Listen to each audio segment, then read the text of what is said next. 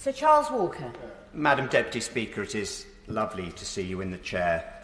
Madam Deputy Speaker, our freedoms are like the air we breathe. They're fundamental to us as a nation and to who we are as its people.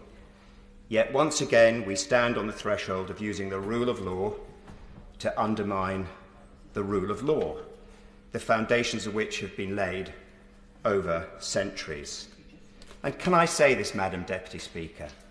We are not asking our constituents to do anything we have never asked. We have coerced them. We have coerced them through criminal and civil law. Let us not use that word ask, because it is not an accurate description of what we have done. We have criminalised freedom of association, the freedom to go about one's business, the freedom to travel, and the freedom to protest. The freedom to protest. That is the oxygen of democracy. And, Madam Deputy Speaker, this hurts my head and it hurts my heart.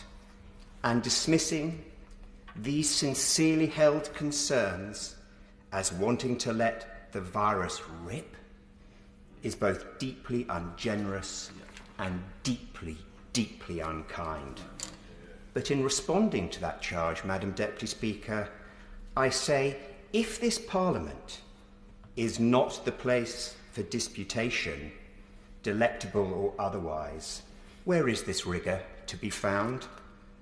And I want people to live long lives, full lives, happy lives, myself included.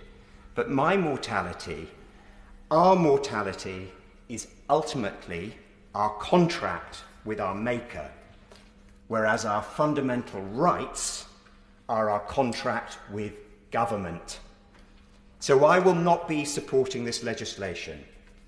I think it is terribly unjust and, like my dear friend, in many parts cruel. I will have no part of criminalising parents for seeing their children and children for seeing their parents. No part. This legislation goes against my every instinct, perhaps an instinct even more fundamental than the love and touch of my family.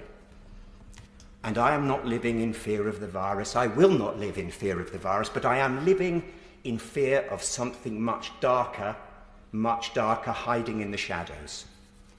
And, Madam Deputy Speaker, when the sunlight returns, and it will return, I hope it chases those shadows away.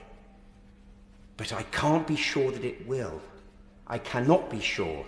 And that is at the heart of my anxiety and the anxiety of so many of the people I represent in this place. Thank you. Yeah.